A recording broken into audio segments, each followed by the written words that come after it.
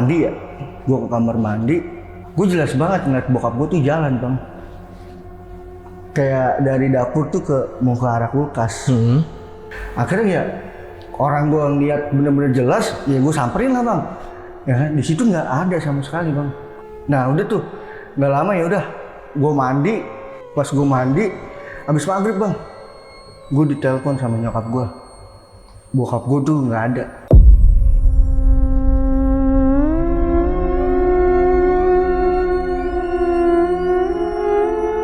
Kan bokap gue sebelum pas sudah sakit itu kan bikin postingan di Facebook bang.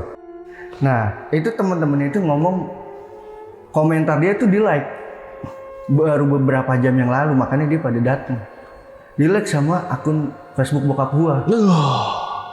Itu nggak cuma satu orang bang, itu 5 orang, dan 5 orang itu yang nggak besuk bokap gue saat di rumah sakit.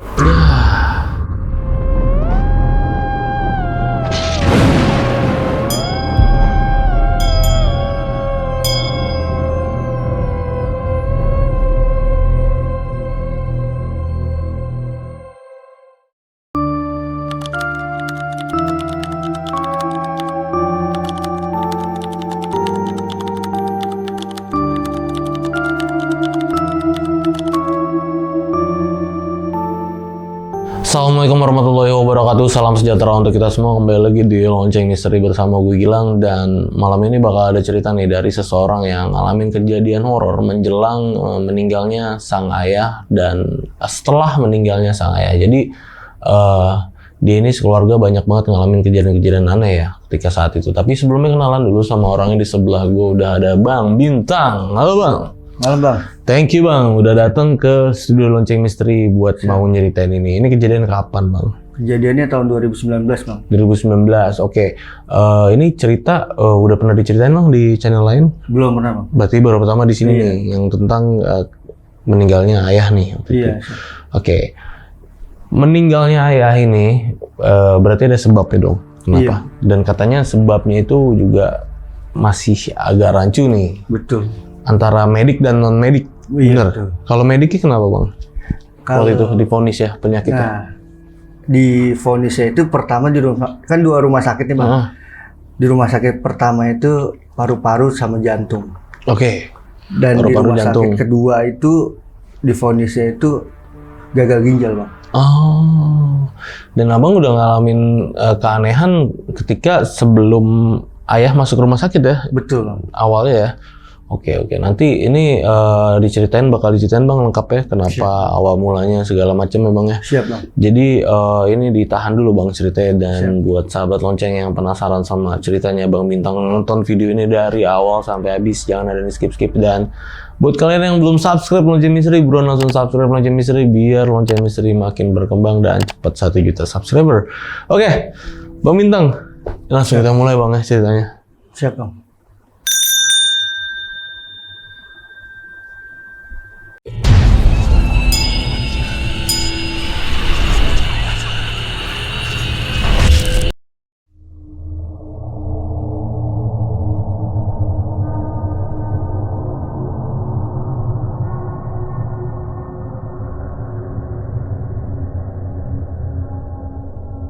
Jadi ceritanya itu tahun 2019 bang.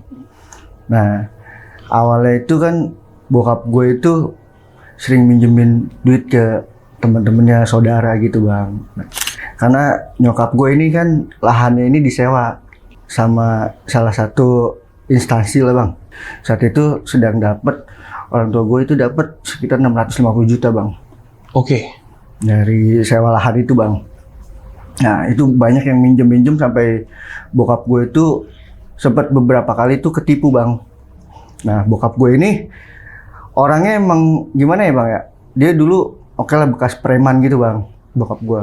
Nah banyak lah kalau misalkan dia sering nagih atau gimana tuh suka kasar bokap gue bang, emang gue akuin tuh.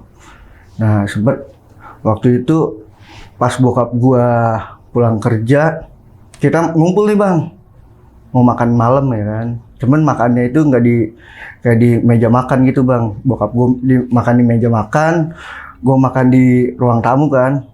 Bokap gue di situ makan, lagi asik makan nih bang. ya kan, sambil yang lain ngobrol kan. Bokap gue lagi makan, nggak lama dia batuk, buk, itu muncrat keluar darah bang. Oke. Ya kan, jadi kayak batuk kasar kayak, itu nggak lama langsung keluar darah bang. Dari keluar darah itu, bokap gue langsung kayak ada yang ngeganjel gitu bang. Akhirnya bokap gue pakai jari tuh, nganin ke mulutnya, itu keluar rambut itu panjang segini loh bang, rambut ikel. Oke, sebelumnya ini makanan masakan dari rumah apa beli? Masakan dari rumah. Dari bokap rumah gue ya? itu masak bang, ya kan. Nah dari situ, di situ kan nyokap gue, bokap gue, sama adek gue, di situ kan panik kan. Gue juga akhirnya yang tadinya dari ruang tamu akhirnya ke situ bang. Nah gue ngeliat kondisi bokap gue kayak begitu, ya udah tuh akhirnya gue ngajuin kan, ya, gue manggil kan ayah ya, ayo mau ke rumah sakit dia periksa ya kan. Ini kenapa bisa kayak gini kan? Akhirnya dicek-cek tuh. Karena kan makanannya nggak makanan biasa, maksudnya makanan biasa gitu bang yang kita makan. Apalagi makanan dari nyokap gue yang masak kan. Nah yang gue bingungnya itu ada rambut di mulutnya bang. Nah akhirnya udah tuh gue mau bawa ke rumah sakit, bokap gue masih nolak bang. Ya kan, udah nggak usah, mendingan diistirahat aja gitu. Ya udah kata gue, cuman gue mikir masa ya bisa keluar rambut. Itu setelah nagih utang berarti?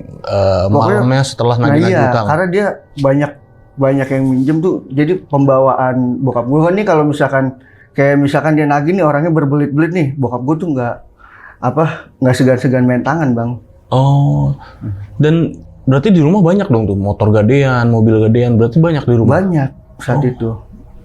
Nah udah tuh nggak lama itu bang, karena posisi gue kan kerja juga kan, gue tuh pertama sehari gue ngeliat bokap gue tuh udah aneh gitu bang. Dia kayak gelisah, pengen tidur tuh gelisah ya kan. Bener-bener pengen tidur gelisah. Nggak lama dia sempat tidur tuh, kita lagi tidur jam 1:30 bokap teriak bang.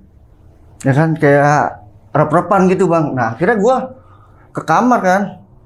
Nah di situ bokap gue kayak gimana sih ya? Dia posisi tidur cuman kayak orang minta tolong gitu, cuman kayak kaku bang, badannya itu kaku. Nggak lama bokap gue bangun, ya kan, itu kayak orang napas itu kayak napas orang lari gimana sih bang, ngos-ngosan kan.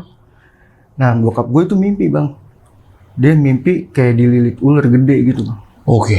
Saat itu ya kan, gue awalnya juga udah curiga bang, maksudnya gue takutnya kan ada orang yang sakit hati nih sama bokap gue. Benar. Ya kan, gue awalnya tuh udah mikir ke situ tuh.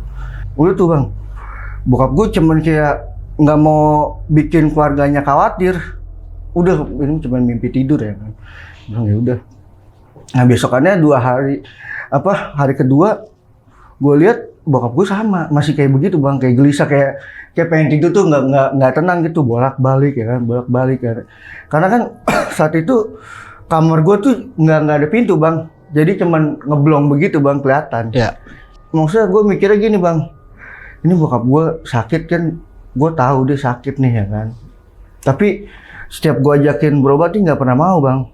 Sampai pas hari ketiganya, kondisi bokap gue tuh udah bener-bener parah dah, ya kan, bener-bener parah karena emang dia kuat banget minum air es, tuh dia kuat banget bang. Kedua dia tidur, pokoknya mesti pakai obat nyamuk tuh bang, yang obat nyamuk bakar tuh. Oke. Iya, nah nggak lama pas di situ, pas hari ketiganya itu, ya itu bang, itu dia sambil tiduran tuh sambil keluar muntah kan, muntah darah kayak gitu bang.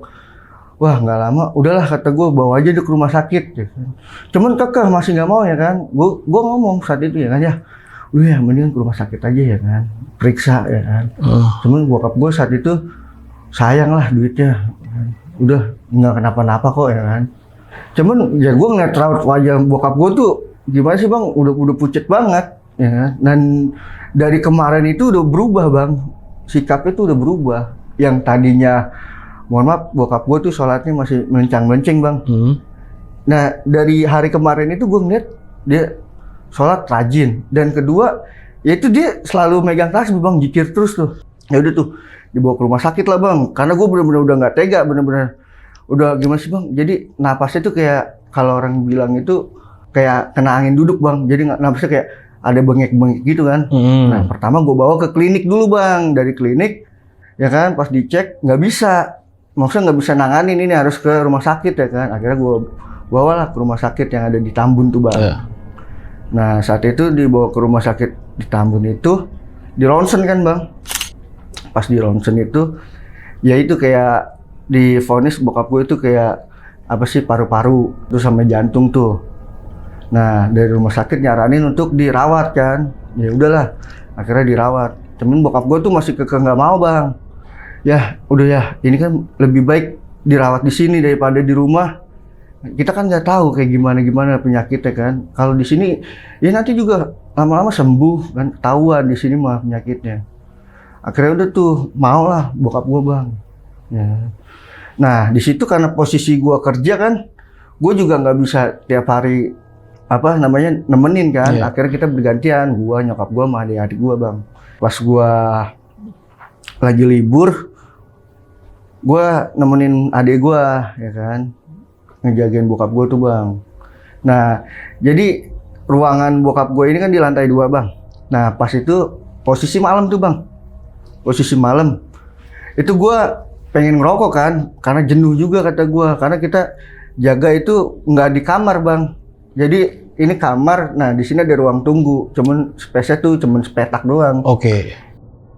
Nah gue gantian lah sama adik gue bilang, udah lu tungguin dulu di sini Pin ya kan, gue mau turun ke bawah pengen ngerokok ya kan, terganti-gantian aja. Udah tunggu turun tuh bang, ngerokok tuh bang, gue ngerokok di pos satpam kan, ngerokok ngopi. Itu sekitar 1:30 atau 1:30 gitu gue lupa, ya kan. Gue masuk lagi tuh bang, akhirnya kan, gue masuk karena rumah sakit kan dia lampunya tuh penerangannya tuh nggak semua diterangin bang kalau udah malam bang. Iya. Jadi sebagian ada yang diterangin, ada yang enggak kan. Iya. Nah nggak lama gue jalan itu. Pas di tangga mau ke lantai atas bang, itu sampingnya itu kayak ada tempat ini bang, apa sih namanya, ruang tunggu yang bangku-bangku panjang itu bang. Nah gue jalan ke situ, sebelum sampai tangga itu gue ngeliat ibu-ibu ada yang nangis bang. Ya, ibu-ibu tuh nangis sambil kayak begini nih bang, ibu-ibu nangis. Cuman posisinya tuh karena udah sepi dan di belakang juga emang ada orang yang tidur juga. Nah, gue di situ awalnya nggak mau ikut campur bang, nggak mau ikut campur, bodo amat ya kan. Tadinya tuh gue, cuma karena gue nggak kayak rasa kayak manggil, kayak nggak tega gitu kan. Akhirnya gue samperin tuh, gue tanya, Bu kenapa Bu ya kan? Ibu-ibunya diem aja, nggak jawab tuh bang. Nah, gue tanya lagi kan, Bu ya kan, Ibu di sini ngapain ya kan? Ibu kenapa ya kan? Kok nangis? Gue bilang gitu bang.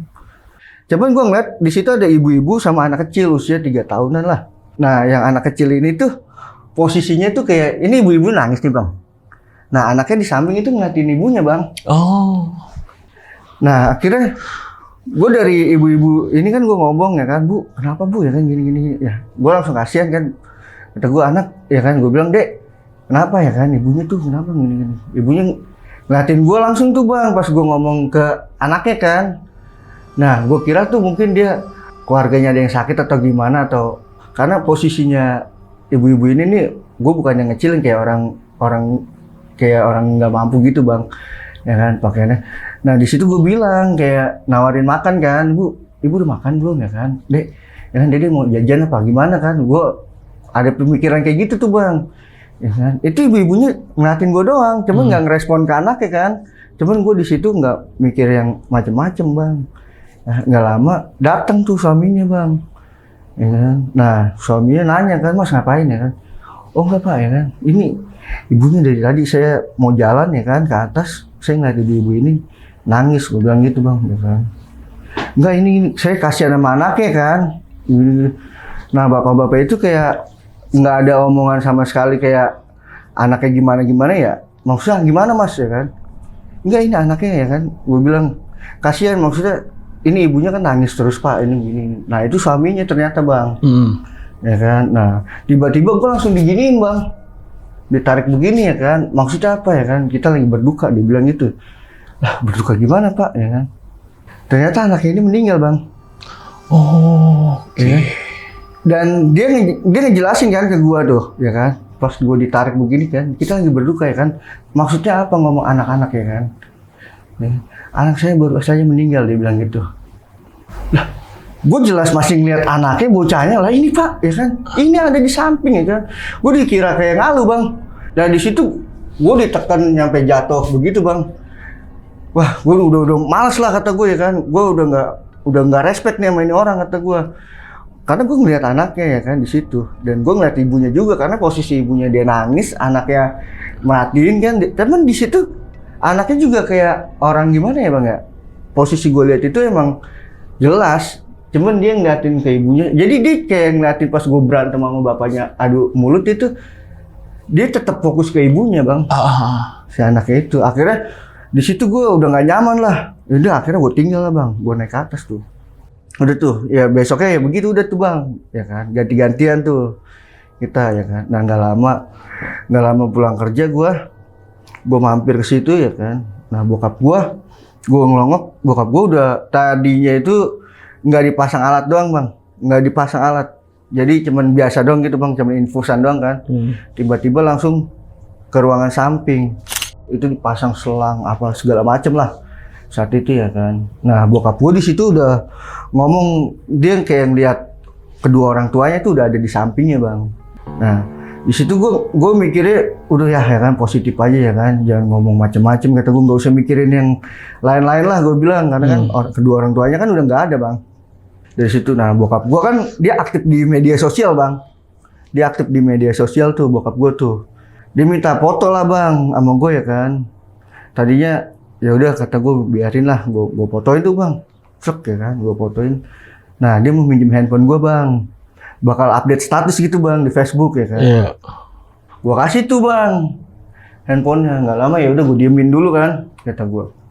Nah dari situ udah tuh nggak lama, gue juga kasihan juga kan sama bokap gue ya, apa dia butuh temen kali ya kan, butuh hiburan. Iya ya kan, karena emang pas dia sakit kan pertama cuman keluarga doang bang yang tahu kan, sama tetangga. Akhirnya udah tuh gue ngubungin temen bokap gue bang satu-satu ya kan, gue kabarin. Nah ya cuman belum sempet jenguk, maksudnya belum sempet bisa jenguk gitu bang.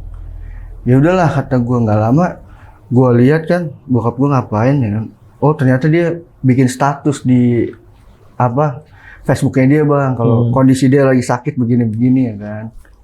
Nah gue udah tuh nggak lama banyak juga kan yang respon tuh bang. Ya udah akhirnya gue balesin lah pakai Facebook gue bang, gue balesin kan. Ini bokap dirawat di sini ya kan, gue bilang. Udah nggak lama akhirnya banyak tuh yang jenguk tuh bang. Banyak yang jenguk, gue lihat oh lumayan nih ya kan, maksudnya gue nggak ngarepin dia datang bawa apaan aja, yang penting gue ngarepin tuh ngasih support ke bokap gue bang, supaya ada semangat lagi ya kan. Udah tuh dari situ sampai malam ada teman bokap gue yang datang ya kan, cuman udah nggak bisa, gue bilang udah nggak bisa nih karena jam besuknya udah habis kan, gue bilang.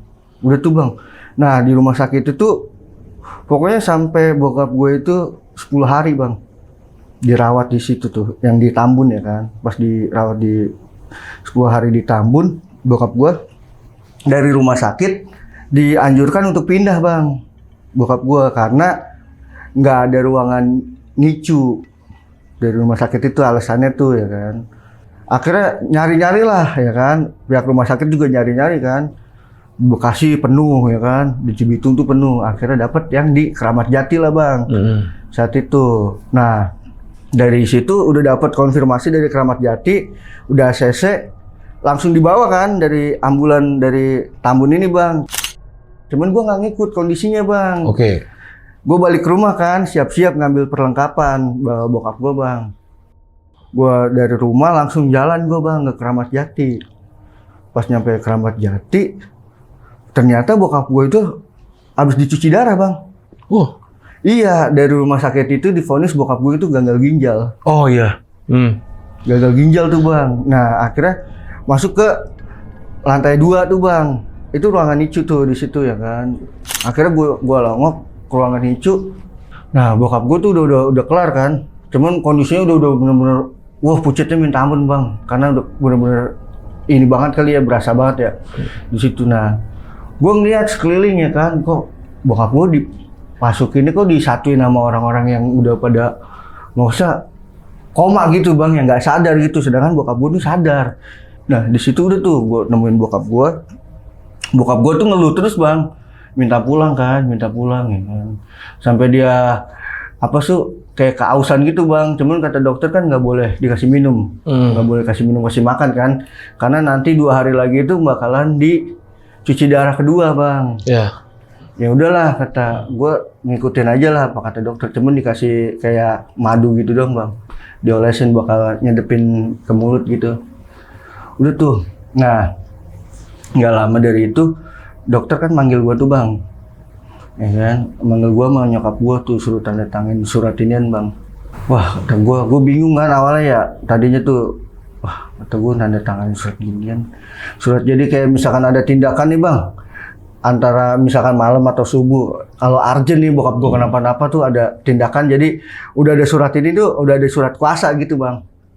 Awalnya gue nggak mau kan bang, cuman gue mikir bakal keselamatan orang tua gue, ya udah gue tanda tangan. Nah di situ gue bilang ke dokternya kan, dok nanti kalau misalkan nyokap saya apa kan ada di lantai atas nih, misalkan bokap saya ada tindakan, tolong nanti ke atas dulu dok, maksudnya konfirmasi ke keluarga saya, ada nyokap saya sama adik saya di atas ya kan, gue bilang gitu bang. Ya kan? Nah dokternya tuh iya ya kan, ya udah kira dari situ ya gue udah tuh ke depan ya kan, nggak lama adalah beberapa temen-temennya dia tuh yang datang bang, ya kan, ngelongok lagi tuh. Nah di situ nggak lama gue juga nginep tuh malam itu bang, tidur lah di lantai 4 atau lantai berapa gitu gue lupa dah. Karena ruangan tunggu itu di situ tuh di lantai 4 atau lantai 3 gue nggak tahu bang, itu koridor kayak outdoor gitu bang, ya kan, jadi kita tidur tuh rame-rame gitu. Nggak lama temennya bokap tuh yang kemarin di Tambun itu kemalaman, dia datang kan, mau jenguk tuh, ya kan, ya udah kata gue, ya udah bisa nih kata gue ya kan, ya udah di mana ya kan, itu ke parkiran ya udah. Akhirnya gue nyariin lah ke parkiran kan, karena udah nunggu lama, nggak lama gue nyari kan sambil gue teleponin kata gue tapi dia udah nunjukin foto kalau dia ada di situ kan, udah sampai ke pojok gue nyari kan ya, akhirnya ketemu bang, itu dia ada di pojok kan, deket motor. Nah, posisinya dia tuh ini HP dipegang, ya kan? HP-nya dipegang, cuma kayak orang bengong gitu bang, kayak orang lamun gitu. Akhirnya di situ gue samperin ya kan, weh, orang saya teleponin dari tadi gimana sih?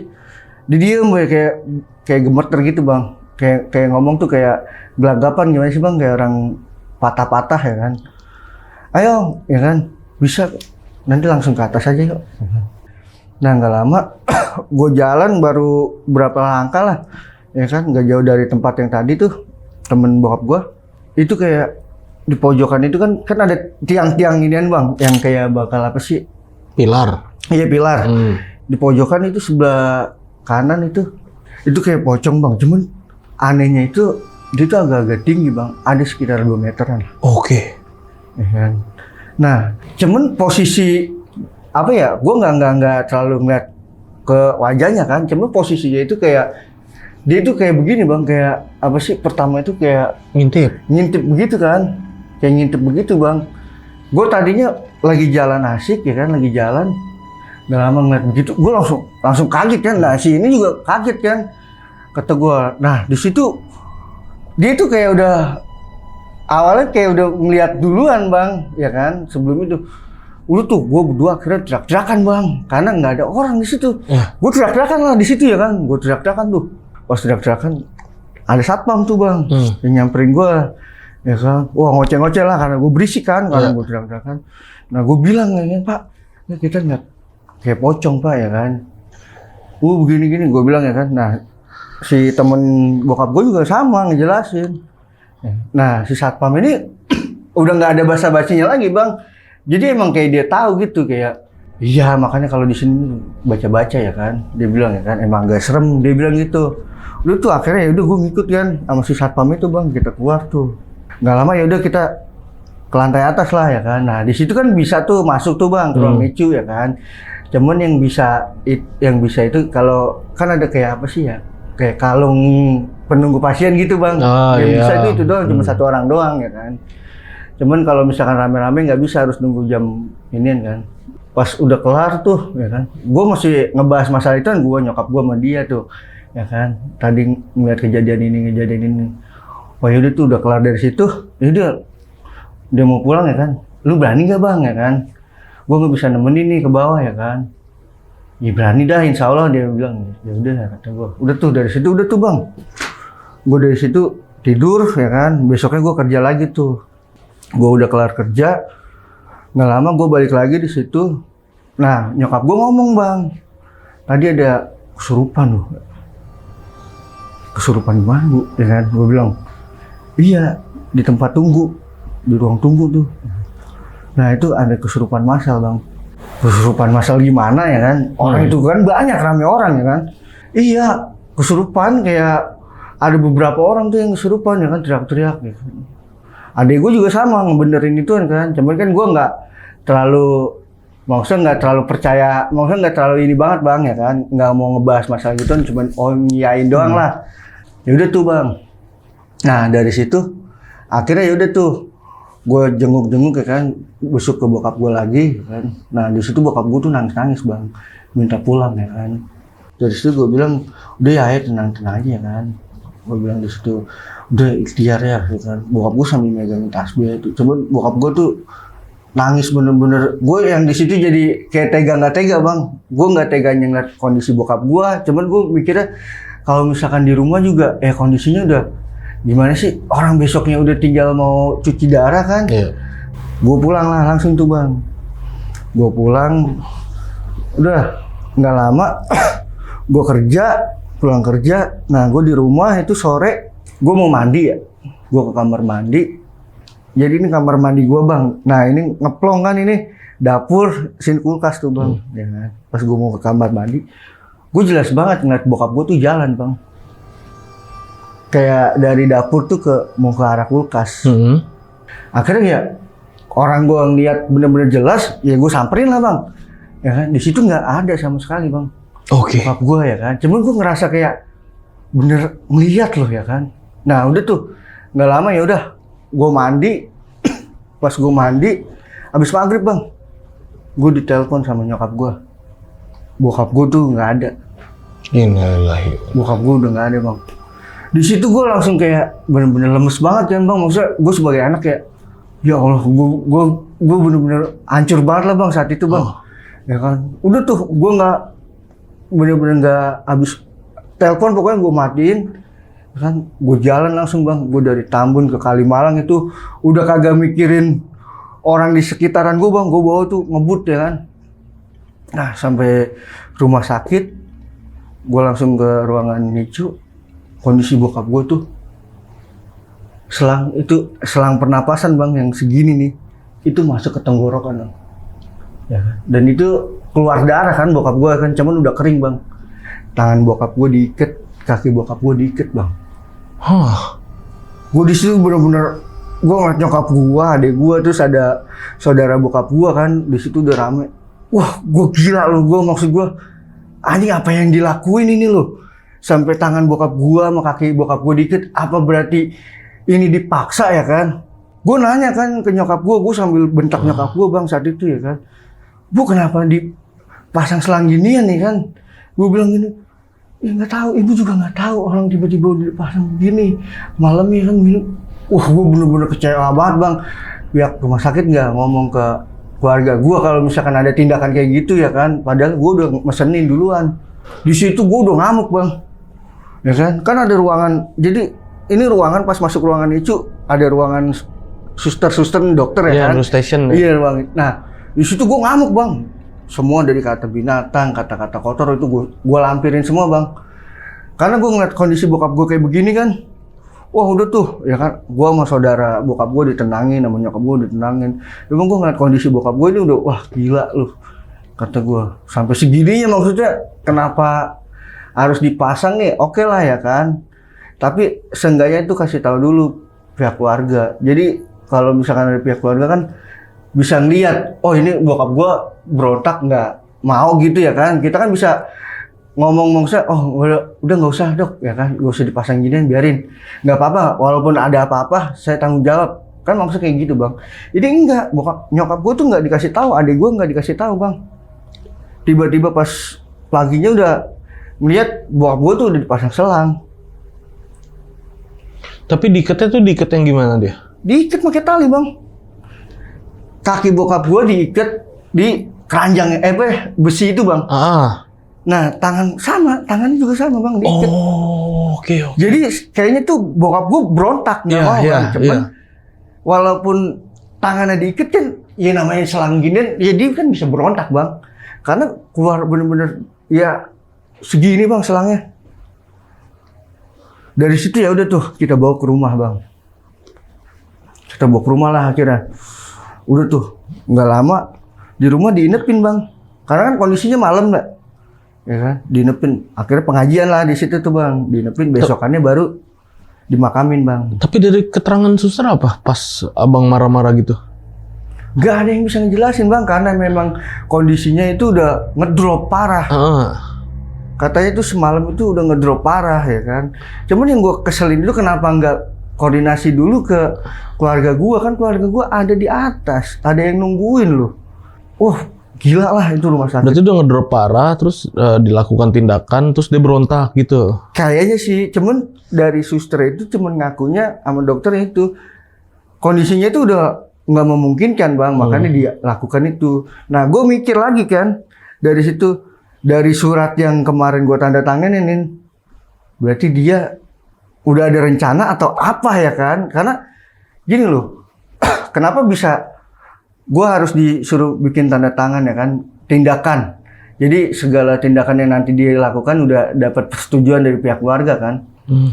Ternyata ini maksudnya ya kan? Padahal kan ini nanti belum cuci darah itu nanti bang sehabis isya. Cuci darahnya itu nanti sehabis isya. Tapi bokap gue udah maghrib tuh udah nggak ada. Dan pas nyokap gue paginya besuk, itu udah masuk selang bang. Cuman bokap gue masih hidup. Cuman nggak bisa ngomong karena ya namanya selang masuk kan. Gue di situ bener-bener wah gila, sumpah kata gue. Nah udah tuh bang, dibawa ke rumah ya kan. Akhirnya kan diinepin karena malam. Besok paginya akhirnya dimakamin di TPU Mangunjaya. Oke. Nah, akhirnya dimakamin dari situ, tahlilan lah bang. Pas 3 hari bokap gue dikubur, ada beberapa temennya yang datang ke rumah. Dia ngomong ke nyokap gue, pengakuannya dia. Kan bokap gue sebelum pas sudah sakit itu kan bikin postingan di Facebook bang. Nah, itu temen-temennya itu ngomong, komentar dia itu di like. Baru beberapa jam yang lalu, makanya dia pada datang. Di-like sama akun Facebook bokap gua. Di situ kan gua kayak gimana sih bang? Gua lagi berduka kayak ini anjing apa lagi ya kan? Maksud gua tuh, ya kan? Masa iya bisa orang yang udah nggak ada? Cuma kan gua mikirnya mungkin apa bokap gua Facebooknya ini nyangkut ke akun lain ya kan? Itu nggak cuma 1 orang bang, itu 5 orang.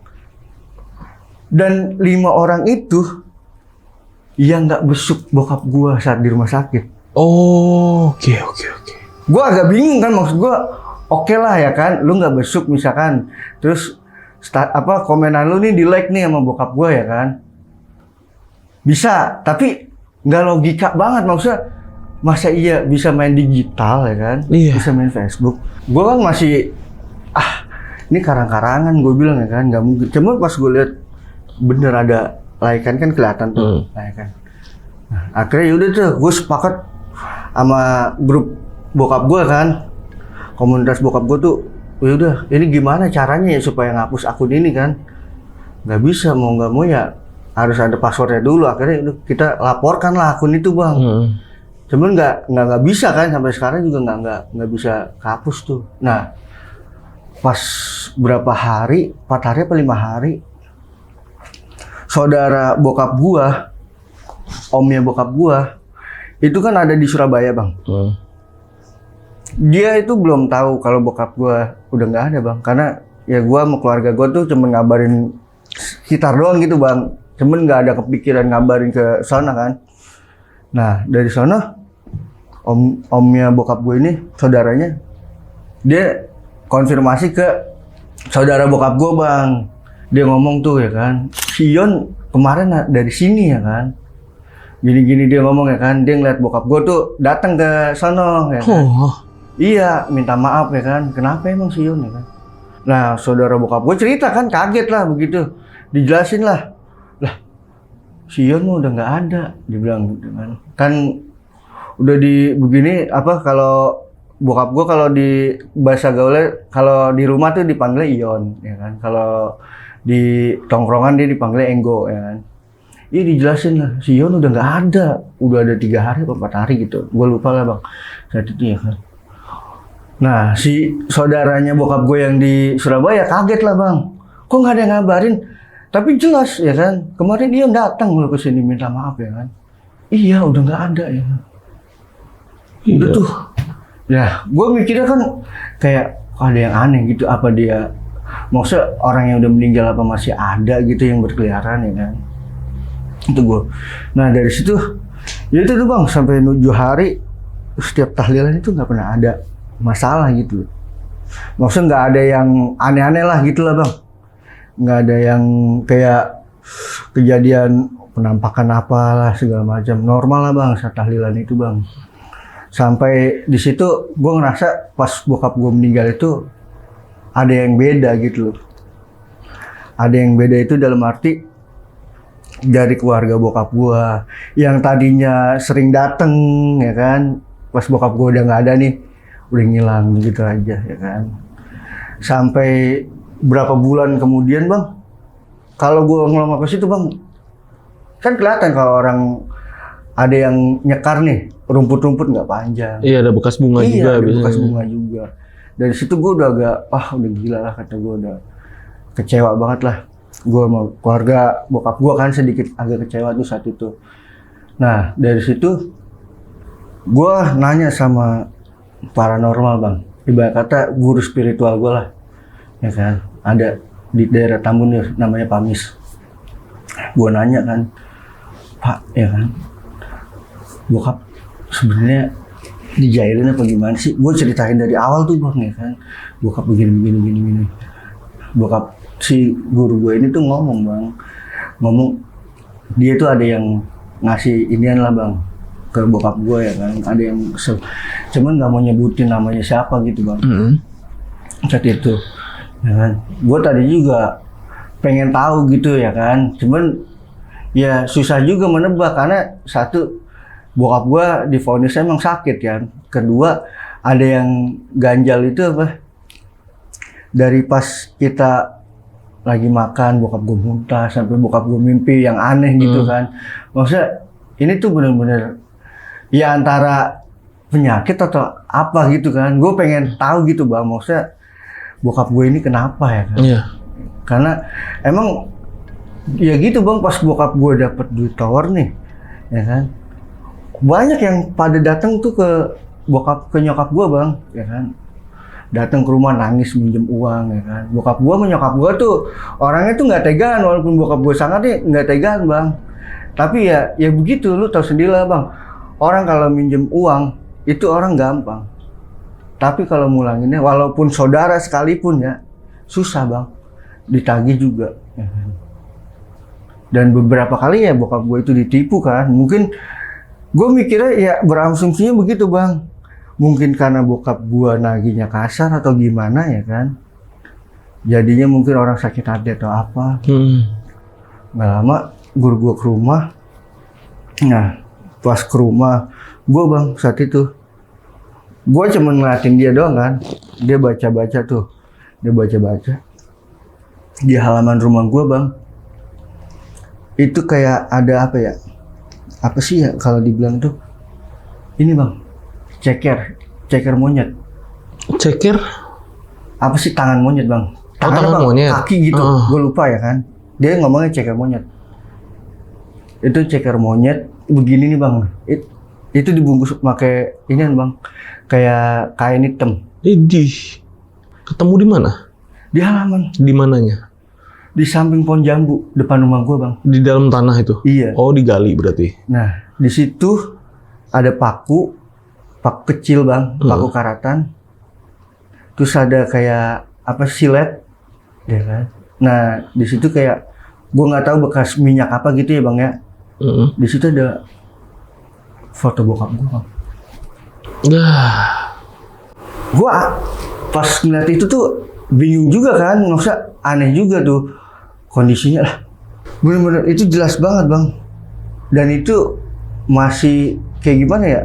Masih bener-bener apa ya? Kayak baru banget bang. Ya, baru banget. Maksudnya belum ada setahun atau 2 tahun gitu. Gue nanya lah. Cuma dia nggak mau nyebutin namanya bang. Gue kan jadinya di situ berpikiran jelek mulu bang. Maksudnya bokap gue antara sakit atau enggak ya kan. Udah tuh nggak lama gue nyari-nyari tahu kan. Mamang gue ngingetin gue bang. Udah nggak usah kayak gitu Put. Kalau misalkan lu kayak begitu sama aja lu nggak ikhlas ya kan. Nah gue tanyain dah terus barang itu. Ya sekarang gini aja. Lu nanya ke dukun ya kan. Lah dukun bisa ya kan, ibarat kata gimana supaya dapat duit dari lu nih. Ngakalin kayak gitu. Ya udahlah, akhirnya gue agak bimbang juga di situ bang ya kan, dengerin omongan mamang gue tau ini. Ya udahlah, di situ udah gue udah nggak mau mikir-mikir lagi ya kan, gue udah nggak mau nyari tahu, gue ikhlasin aja lah di situ. Dan semenjak itu bang, gue selalu dimimpin kayak bokap gue, terus almarhum nenek gue yang dari bokap gue. Itu gue selalu dimimpin kayak gimana ya, kayak mimpi awal gue dimimpin sama nenek gue nih. Gue dikasih kayak ini bang, sejadah. Tuh ya kan. Nah kalau yang di bokap gue mimpi bokap gue itu. Jadi ini bokap gue bang, ya kan. Di tengah-tengah ini bokap gue, kanan kiri ini tuh ular bang. Di mimpi tuh ya? Di mimpi gue. Ya. Bah, akhirnya berarti keanehan itu berlangsung berapa lama setelah bokap meninggal? Itu sampai 4 bulan bang. 4 bulanan? Iya sampai gue nanya si dukun ini kan, si spiritual gue ini. Apa aja tadi isinya? Cek kaki monyet, kaki apa tangan monyet, monyet. Silet. Iya. Enggak, bukan kaki monyet, tangan monyet. Jadi ceker monyet bang. Jadi gue nggak tahu itu kaki apa tangan ya. Dia ngomongnya ceker monyet ya kan. Ceker monyet. Terus kayak paku. Ya, paku yang udah karat tuh ya. Iya, paku yang karatan. Terus sama silet. Silet itu dipatah-patahin nggak? Iya bang, silet patah-patah. Dipatah-patah ya? Iya. Oke. Sama foto bokap. Minyak tadi. Iya. Minyak warna apa? Minyak kasturi. Ih, gila. Siapa yang nanam ya? Nah, dari situ gue mikirnya kan itu kayak baru bang, kayaknya baru. Karena gue emang butuh banget. Kayak mungkin kecurigaan mamang gue bener kali ya. Gue karena minta tolong kan sama orang yang bisa, ya kan. Karena gue berani gitu. Saat itu gue berani bang, bayar dia berapapun ya kan. Yang penting gue pengen tahu bokap gue ini emang bener ada yang jahilin apa enggak. Karena pengakuannya dia tuh kayak meyakinkan gue tuh kayak ada yang jahil sama bokap gue kan. Saat itu ya sekarang gini bang, dia tiba-tiba tahu gitu loh. Dia baca-baca, tiba-tiba dia tahu ini ada tempat apa ditaruh di sini bang, ditaruh di tempat sini kan. Kan digali, dia yang gali sendiri bang, bukan gue yang gali kan. Nah dia yang nunjukin itu kan. Cuman ya mamang gue tuh nggak percaya, maksudnya udahlah ikhlasin aja. Lu berarti sama aja nggak ngiklasin bokap, sama aja lu apa memperhambat dia ya kan. Jadi dari situ gue ikhlasin lah bang. Dari situ juga gue mikir ya mungkin bisa jadi orang ada yang jahil atau mungkin si orang ini nih emang sengaja naruh di situ supaya gue tetap percaya kan sama teorinya dia nih kalau bokap gue nih kayak begini. Oke. Karena dari awal gue taunya kan bokap gue sampai muntah begitu. Ya. Rumah sakit di mana tadi di Keramat Jati? Keramat Jati. Oke. Rumah sakit coklat bang. Dan jadi itu nggak ada ini ya, nggak ada penjelasan ya pas ada tindakan bokap itu ya? Nah iya. Sampai sekarang lu nggak tahu tuh bang, kenapa dilakukan tindakan kayak gitu? Nggak tahu bang. Benar-benar nggak tahu. Dan di surat kematiannya itu, di situ juga beda harinya gitu bang. Makanya yang gue bingung itu beda harinya. Beda hari? Beda hari. Maksudnya? Misalkan bokap gue meninggal di tanggal, gue lupa ya, April, pokoknya April itu tanggal 1 apa tanggal berapa tuh bokap gue meninggal ya kan. Nah itu jadi kayak misalkan bokap gue meninggal tanggal 1 April, di situ keterangannya tanggal 2 bang. Oh. Jadi gue juga bingung lah, di situ rumah sakit tuh Karena kan gue nggak ngurusin surat kematian saat itu bang. Ya gitu beda gitu ya. Ya banyak kemungkinan kali bang ya. Maksudnya kita nggak tahu juga emang sebenarnya tuh kalau pun emang kiriman siapa yang ngirim juga nggak tahu ya kan. Tapi kan yang pasti udah ada satu nih ketemu nih barangnya ya kan.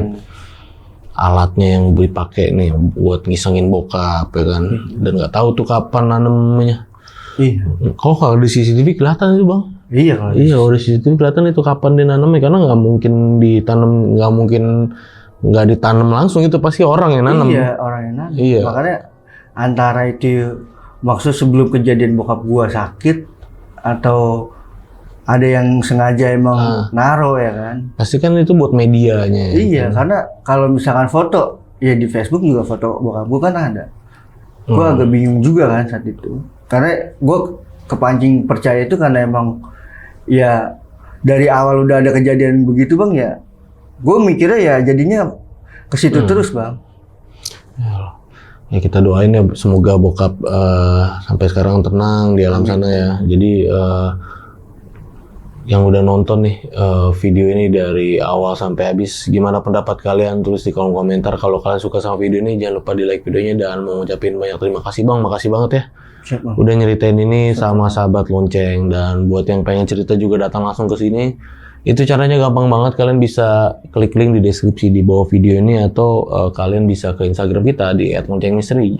Jangan lupa di follow dulu Instagramnya lalu klik link yang ada di bio-nya itu. Oke, akhir kata gue Gilang izin pamit, Bang Bintang juga izin pamit. Wassalamualaikum warahmatullahi wabarakatuh.